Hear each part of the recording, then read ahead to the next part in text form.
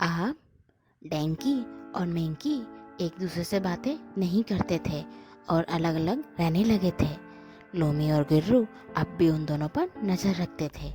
अब कुछ दिनों बाद लोमी और गिर्रू डैंकी के पास जाते हैं और उससे बोलते हैं कि डैंकी, पता नहीं क्यों राजा शेर ने उस बुद्धू मैंकी को सेनापति बना दिया, जबकि हमने तो राजा शेर से तुम्हारी समझदारी और अक्लमंदी की बातें करी थी। फिर भी पता नहीं क्यों राजा सेन ने उस बुद्धू मैंकी को ही सेनापति बनाया। हम दोनों ने शेर महाराज से तुम्हारे लिए बात की थी कि तुम मैंकी से ज़्यादा बुद्धिमान और समझदार हो। तुम राजा शेर के पास फिर से जाना और बोलना कि मैंकी से ज़्यादा समझदार और बुद्धिमान तुम हो। फिर हो सकता है शेर महाराज तुम्हें सेनापति बना दे। हम दोनों भी वहाँ तुम्हारा साथ देंगे। अब ये सुनकर डैंकी बहुत खुश हो जाता है और उसे लगता है कि हो सकता है कि अब भी शेर महाराज उसे ही सेनापति बनाए। इस अब लोमी और गिर्रू वहाँ से मैंकी के पास जाते हैं और मैंकी से बोलते हैं कि मैंकी, तुम्हारा दोस्त डैंकी तो तुम्हारे सेनापति पद के पीछे ही पड़ गया है। वो हर हाल में ये पद तुमसे छीनना चाहता है। वो आज हमारे पास सेनापति पद के बारे में बात करने आया था और हम दोनों से बोल रहा था कि मैंकी तो बिल्कुल बुद्धू है। शेर में राज को सेनापति उसे नहीं मुझे बनाना चाहिए था। वो हमसे बोल रहा था कि शेर महाराज के पास कल सुबह वो जाएगा और उनसे तुम्हारे सेनापति पद की मांग करेगा। शायद शेर महाराज उसे ये पद दे भी सकते हैं। अगर तुम्हें हमारी बातों पर अब भी विश्वास नहीं है तो तुम वहाँ कल पहुँच जाना, वहाँ झाड़ियों के पीछे छुप जाना और खुद डैंकी की मुंह से ये बातें सुन लेना। अब ये कहकर लोमी और गिर्रू वहाँ से चले जाते हैं। अब अगले दिन सुबह मैंकी राजा शेर की गुफा के पास वहीं झाड़ियों के पीछे छिप जाता है ताकि वो पता लगा सके कि सच में डैंकी वहाँ आता है कि नहीं। थोड़ी देर में वहाँ डैंकी आ जाता है और लोमी और गिर्रू भी वहीं रहते हैं। डैंकी राजा शेर से बोलता है कि शेर महाराज, मैं आपसे सेनापति पद के बारे में बात करने आया हूँ जो आपने उस बुद्धू मैंकी को दे दिया है। मैंकी बिल्कुल भी बुद्धिमान और समझदार नहीं है और वह इस पद के भी लायक नहीं है। मैं उससे ज़्यादा बुद्धिमान और समझदार हूँ और मैंकी इस पद के लायक नहीं है। इस पद के लायक मैं ही हूँ। कृपया आप ये पद उस मैंकी से लेकर मुझे दे दीजिए। अब यह बातें सुनकर मैंकी को बहुत गुस्सा आ रहा था, लेकिन वो चुपचाप उसकी सारी बातें सुन रहा था।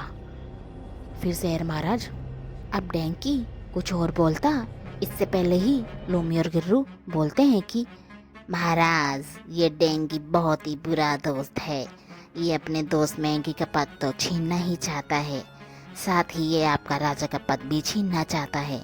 हम नहीं बल्कि ये हमारे पास प्रस्ताव लेकर आया था कि कैसे शेर राजा का पद छीना जाए।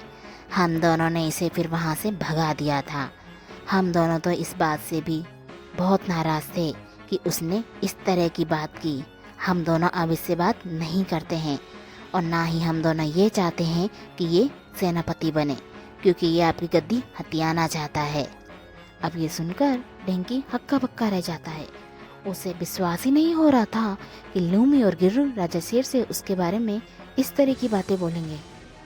अब वो गुस्से में लोमी और गिर्रू पर चिल्लाते हुए बोलता है कि तुम दोनों बहुत बुरे और झूठे हो। राजा शेर मैं सेनापति पद चाहता था, ना कि राजा का पद, और ये दोनों झूठ बोल रहे हैं। ये दोनों सेनापति पद के लिए मेरे पास आए थे।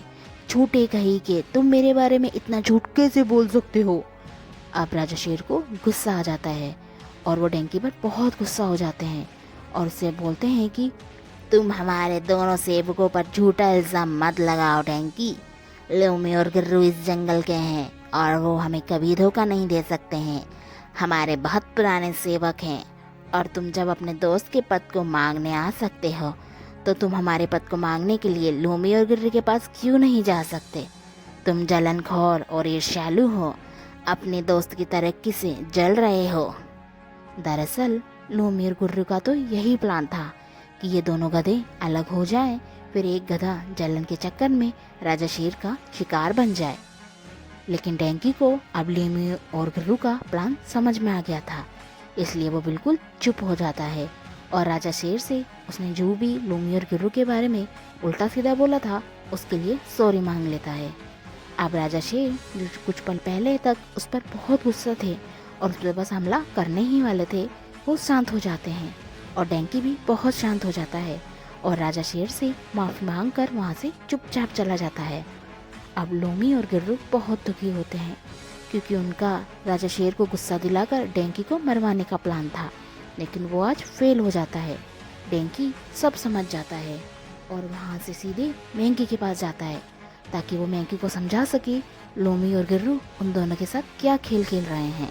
अब मैंकी जो पहले ही झाड़ियों में छुप कर डैंकी की सेनापति बनने वाली सारी बातें सुन चुका था, उसे डैंकी पर बहुत गुस्सा आ रहा था और वो बोलता है, बस करो डैंकी, मैंने झाड़ियों में छुपकर तुम्हारी राजा शेर से जो भी बातें हुई थी वो सब सुन ली थी।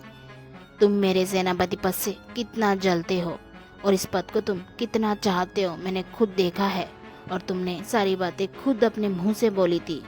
तुम मुझसे कितना जलने लगे हो डैंकी, ये तो मैं सोच भी नहीं सकता था। आज से हम दोनों की दोस्ती खत्म, मुझे अब तुमसे कोई बात नहीं करनी है।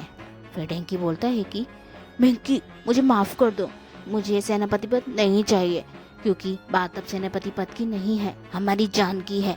अगर हम इस जंगल में कुछ और दिन रहे तो हमारा शिकार किया जा सकता है। वो लूमी और गिर्रू हम दोनों को एक दूसरे के खिलाफ भड़का रहे हैं, झूठ बोल रहे हैं, हम दोनों से एक दूसरे के लिए जलन पैदा करवा रहे हैं। अब हमें यहाँ से जाना ही होगा मैंकी, हम दोनों इस जंगल में अब बिल्कुल भी सुरक्षित नहीं है। मैंने सोच लिया है कि मैं इस वापस फार्म जा रहा हूँ। मुझे मेरी जान खतरे में लग रही है और मुझे मेरी जान बहुत प्यारी है और प्लीज़ तुम भी मेरे साथ चलो। मैं चाहता हूँ हम दोनों वापस साथ जाएं, पहले की तरह दोस्त बनकर। फिर मैंकी बोलता है कि मुझे सब समझ आ रहा है डैंकी, तुम सेनापति नहीं बन पाए इसलिए अब इस जंगल से जाना चाहते हो और इसी कारण से तुम उन दोनों बेचारे लोमी और गिर्रू को भी भला बुरा और झूठा बोल रहे हो। देखो डैंकी, मैं वापस फार्म नहीं जा रहा हूँ, मैं अब इसी जंगल में रहूँगा, यही मेरा घर है। तुम्हें फार्म जाना है तो तुम जा सकते हो, पर मैं यहीं रहकर अपना सेनापति पद संभालूंगा। और हाँ, हम अब दोस्त नहीं हैं, मुझे तुम्हारे जैसा जलनखोर और ईर्ष्यालु दोस्त नहीं चाहिए। अब डैंकी को समझ नहीं आता है कि वो मैंकी को कैसे समझाए कि ये जंगल अब उन दोनों के लिए सुरक्षित नहीं है। फिर डैंकी बोलता है कि ठीक है, मत चलो मेरे साथ, एक दिन तुम खुद वापस आओगे और मैं तुम्हारा इंतज़ार करूँगा। मैं जा रहा हूँ वापस फार्म क्योंकि मुझे मेरी जान प्यारी है। उम्मीद करता हूँ कि तुम भी सही सलामत वापस फार्म जल्दी से आ जाओ, तुम्हारा इंतज़ार रहेगा मैंकी, बाय, अब मैं चलता हूँ। ये कहकर डैंकी जंगल से फार्म के लिए निकल जाता है और वो कुछ समय बाद सही सलामत फार्म पहुँच जाता है। अब मैंकी लोमी और गिर्रू को डैंकी के जंगल से जाने के बारे में सब बता देता है। लोमी और गिर्रू को बहुत दुख होता है कि एक गधा उनके हाथों से निकल गया और अब एक ही रह गया है। उन्हें इस बात की बिल्कुल भी उम्मीद नहीं थी कि डैंकी जंगल छोड़ के चला जाएगा, लेकिन अब वो मैंकी पर कड़ी नज़र रखने लगे थे और राजा शेर के पूछने पर वो राजा शेर को बता देते हैं कि मैंकी के सेनापति बनने से डैंकी को बहुत जलन हो रही थी, इसलिए वो इसे देख नहीं पाया और वो जंगल छोड़ के बिना किसी को बताए चला गया है। अब मैंकी अपना सेनापति पद अच्छे से निभा रहा था, लेकिन लोमी और गिर्रू उसे जंगल में कहीं भी भेज देते थे किसी भी काम के लिए। मैंकी को जंगल के अनजान रास्तों से बहुत डर लगता था। जंगल के अनजान रास्ते बहुत ऊबड़ खाबड़ थे और उसे उन रास्तों पे चलने से डर लगता था क्योंकि उसे लगता था कि इन रास्तों पे चलने से उसकी जान भी जा सकती है। उसे कई बार ये भी लगा था कि शायद डैंकी सही बोलता था क्योंकि लोमी और गिर्रू जानबूझकर उसे ऐसे टेढ़े मेढ़े और उल्टे सीधे और डरावने रास्तों पर भेज देते हैं बिना उसकी जान की परवाह किए, और उन्हें इस बात की बिल्कुल परवाह नहीं थी कि इन सब में मैंकी की जान भी जा सकती है। लेकिन मैंकी कुछ नहीं कहता था और लोमी और गिर्रू उसे जो भी कहते थे उन्हें चुपचाप मान लेता था। अब एक बार जंगल में अकाल पड़ जाता है और सारे जानवर दूसरे जंगलों में भाग जाते हैं और जंगल में खाने पीने की बहुत कमी हो जाती है। मैंकी, गिर्रू और लोमी जगह जगह शिकार की तलाश में जाते हैं, पर कुछ नहीं मिलता है। अब लूमी और गिर्रो के दिमाग में एक प्लान चल रहा था। वो एक ऊंची पहाड़ी पर जानबूझ के चढ़ जाते हैं और वहाँ थक कर बैठ जाते हैं और फिर मैंकी से बोलते हैं कि मैंकी, हम दोनों बहुत थक गए हैं, तुम प्लीज़ हम दोनों के लिए कहीं से थोड़ा पानी ढूंढ कर ले आओ, तब तक हम यहाँ पर थोड़ा आराम कर लेते हैं। अब मैंकी देखता है कि चारों तरफ ऊंची ऊंची पहाड़ी हैं और नीचे जाने का रास्ता बहुत ऊबड़ खाबड़ और खतरनाक था। अगर वो पानी ढूंढने नीचे जाता तो उसकी जान भी जा सकती थी, इसलिए डर के मारे मैंकी जाने से मना कर देता है। और लूमी और गुल्लू का तो यही प्लान था कि वो मैंकी से नीचे जाने के लिए बोलेंगे और मैंकी नीचे जाके गिर जाएगा। और लूमी और गिर्रू को जब मैंकी मना कर देता है तो उन्हें मैंकी पर बहुत गुस्सा आता है, लेकिन वो कुछ कर नहीं सकते थे। अब कुछ दिनों के बाद तेज बारिश हो जाती है और जंगल में खाने पीने की कमी खत्म हो जाती है। बारिश में सभी जानवर बहुत खुश थे। अब कुछ दिन बाद राजा शेर लूमी, गिर्रू और मैंकी से बोलते हैं कि मैं पूरे जंगल में एक बार राउंड मारने जा रहा हूँ, देखता हूँ जंगल में कहाँ कहाँ कितनी बारिश हुई है। मैं कल शाम तक वापस आ जाऊँगा, तुम तीनों जंगल को अच्छे से संभालना, समझ गए लूमी और गिर्रू। अब ये कहकर राजा शेर वहाँ से चले जाते हैं और मैंकी और लूमी और गिर्रू भी अपने अपने काम में लग जाते हैं। अब मैंकी कुछ दूरी पर ताजी ताजी हरी हरी घास खा रहा था, तभी उसे कोई बात याद आ जाती है और वो लूमी और गिर्रू के पास जाता है। जब वो वहाँ पहुँचता है तो वो देखता है लूमी और गिर्रू बहुत खुश हैं और वो आज उसको किसी भी हाल में शिकार करने का प्लान बना रहे हैं, क्योंकि राजा शेर जंगल में नहीं थे और वो इस प्लान को एक हादसे का नाम भी दे सकते थे। और उनकी बातें सुनकर मैंकी के होश उड़ जाते हैं और वो सब समझ जाता है कि क्यों ये दोनों उसे हमेशा अकेले टेढ़े मेढ़े डरावने और उल्टे सीधे रास्तों पर काम के लिए भेज देते थे और डेंकी उसे क्या समझाना चाहता था। अब मैंकी बहुत बुरी तरह डर जाता है और सोचता है अगर वो एक पल भी यहाँ रहा तो उसकी जान को खतरा है, इसलिए वो बिना किसी देरी किए वहाँ से तुरंत भागने लगता है। और भागते भागते आखिरकार वो कुछ समय बाद फॉर्म पहुँच ही जाता है। और फॉर्म पहुँचकर वो देखता है कि डेंकी बाहर ही खड़ा है, जैसे उसके आने का इंतजार कर रहा हो। और अपने दोस्त मैंकी को देखकर डेंकी बहुत खुश होता है और मैंकी भी डेंकी को देखकर बहुत खुश होता है और दोनों गले लग जाते हैं।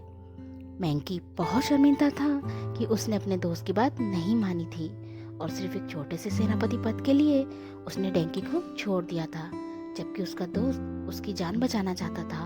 और आखिरकार उसकी बात सही साबित हुई और उसे लास्ट में अपनी जान बचाकर वहाँ से भागना ही पड़ा। अब मैंकी डेंकी से अपने बुरे बर्ताव के लिए माफ़ी मांगता है और डेंकी भी मैंकी को माफ़ कर देता है और डेंकी भी मैंकी से अपने बर्ताव के लिए माफ़ी मांगता है और दोनों एक दूसरे को माफ़ कर देते हैं और दोनों फिर से फॉर्म में खुशी खुशी रहने लग जाते हैं और दोबारा कभी नहीं भागते हैं, क्योंकि उन्हें समझ आ जाता है कि ये फॉर्म ही उनका असली घर है और यही दुनिया की सबसे सुरक्षित जगह है।